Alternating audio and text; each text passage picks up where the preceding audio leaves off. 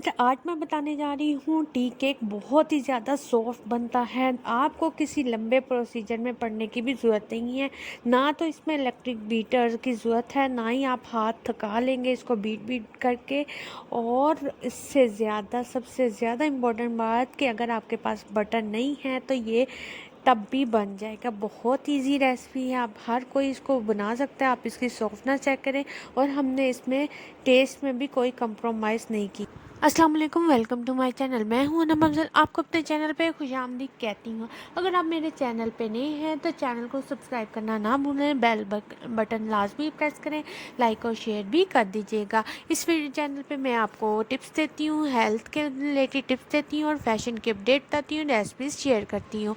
तो चलिए स्टार्ट करते हैं। सबसे पहले हमें यहाँ पर चाहिए होंगे 3 अदद अंडे, जो कि मीडियम साइज़ के हैं। अगर आपके अंडे साइज़ में छोटे हैं तो आपने टेंशन नहीं लेनी, आप 4 भी कर सकते हैं।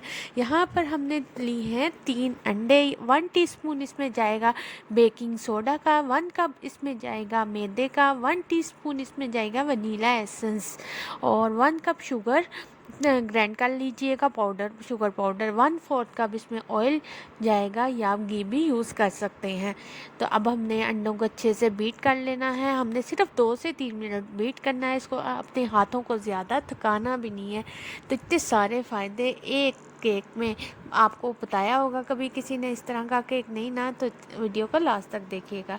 अब हमने इसको अच्छे से बीट कर लेना है। तकरीबन 2 से 3 मिनट हमने इसको मुसलसल चलाते जाएंगे। थोड़ा सा फोमी सा टेक्सचर हो जाएगा तो फिर हम इसको रोक देंगे। यहाँ पर थोड़ा सा वो फोमी सा टेक्सचर हो गया। अब मैंने इसमें आइसिंग शुगर यानी चीनी को ग्राइंड करके डाल दिया। घर ही में बनाई है, आप भी ऐसे कीजिएगा। और इसको थोड़ा थोड़ा करके डाल रहे हैं, सारी एक साथ नहीं डालनी, ताकि ये अच्छे से बीट हो जाए, मिक्स हो जाए। और इसको जल्दी से 2 से 3 मिनट में हम थोड़ा थोड़ा करके ऐड करते जाएंगे और साथ साथ चम्मच चलाते रहेंगे। और आप इसकी तरतीब भी देखिएगा कि कोई भी चीज़ पहले डाल लें बाद में डालें, इससे कोई फ़र्क नहीं पड़ता। आपकी मिक्सिंग अच्छी होनी चाहिए बस। और अब हम इसमें थोड़ा थोड़ा करके ऑयल डाल रहे हैं और इसको बीट कर रहे हैं। थोड़ी एक एक चीज़ डालनी है, साथ साथ आपने बीट करते जाना है। इससे आपके हाथ भी नहीं थकेंगे, ब्रेक भी मिलता रहेगा। और इसको थोड़ा सा बीट कर लें। बहुत ही अच्छा ये केक बनता है, आप खुद ट्राई करके ज़रूर देखिएगा। अब मैं इसमें बेकिंग सोडा डाल रही हूँ और फिर मैंने इसमें वनीला एसेंस डाला था, जो मैं रिकॉर्ड करना भूल गई। अब मैं थोड़ा थोड़ा करके इसमें मैदा डालूँगी। और हुआ क्या था, यहाँ पर मेरे से सारा मैदा अंदर चला गया था। आपने थोड़ा थोड़ा करके डालना है, लेकिन फिर भी मेरा केक अल्हम्दुलिल्लाह बहुत अच्छा बन गया था। अब इसमें मैं डालूँगी थोड़ा, इसको अच्छे से मिक्स करूँगी और फिर मैं मैदे को, ताकि तुम कोई गुठली ना रहे, इसको अच्छे से मिक्स करना है। उसके बाद आपने इसमें दूध डाल देना है, बिल्कुल 2 सिपा के बराबर आपने इसमें दूध डाल देना है, ज़्यादा नहीं डालना है। दूध डालने से क्या होगा, आपका केक बहुत ज़्यादा सॉफ्ट बनेगा। और मैं इसमें ऑप्शनल है, आप डालना चाहें डाल दें, नहीं डालना चाहते ना डालें, स्किप कर दीजिएगा। तो मैं थोड़ा सा इसमें येलो कलर डाला है ताकि ये बिल्कुल बाज़ार जैसा अफेक्ट आए। अच्छा जी, अब मैं इसमें ग्रीस कर लिया है मैंने पैन को। अपने मोल्ड को ग्रीस करने के बाद इसको ठक ठक करके 2 दफ़ा किया है, ताकि अगर इसके अंदर बबल्स हैं तो वो रिमूव हो जाए। अब मैंने ओवन को पहले से प्री हीट कर लिया था और फिर अब मैं इसमें रख रही हूँ। टेम्परेचर मैं आपको बता देती हूँ, आपको बिल्कुल डिटेल के साथ टेम्परेचर बताऊंगी।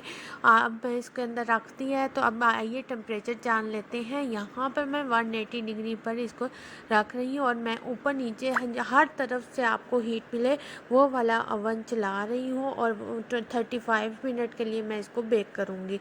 और यहाँ पर मैं आपको बताती चलूँ कि ये जो होता है ये टेम्परेचर के लिए होता है कि आपने कितना टेम्परेचर रखना है। अमूमन चीज़ें जो बेकिंग होती हैं वो 180 190 के दरमियान में होती हैं। और अब यहाँ पर जो सेकंड नंबर पर ये टेम्परेचर का है, यहाँ पे सी लिखा हुआ है ये टेम्परेचर का। अब यहाँ पर ये है कि ये जो ऊपर वाला हिस्सा है, अगर आप वो ऑन करेंगे तो वो ऊपर का ओवन चलेगा, वो मैं अभी ठहर के आपको दिखा दूँगी।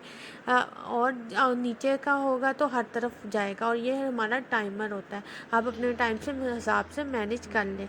और ये देखिएगा मैंने अब ये बस थोड़ा-सा रह गया है, इसको थोड़ा-सा टाइम और है। अब इसका कलर बहुत ही ज़्यादा खूबसूरत आया है। आप इसको इस तरह भी चेक कर सकते हैं कि आपका केक हुआ है नहीं, बस इसमें थोड़ा-सा मज़ीद टाइम है। मैंने 5 मिनट बाद में और चलाया था। अच्छा जी, आप जान लें यहाँ पे अब मैं इसको कलर ऊपर वाली टॉप को कलर देने के लिए जो थोड़ा-सा येलोइश है और ब्राउन है, इसको बैलेंस करने के लिए ऊपर वाला ओवन चलाया है।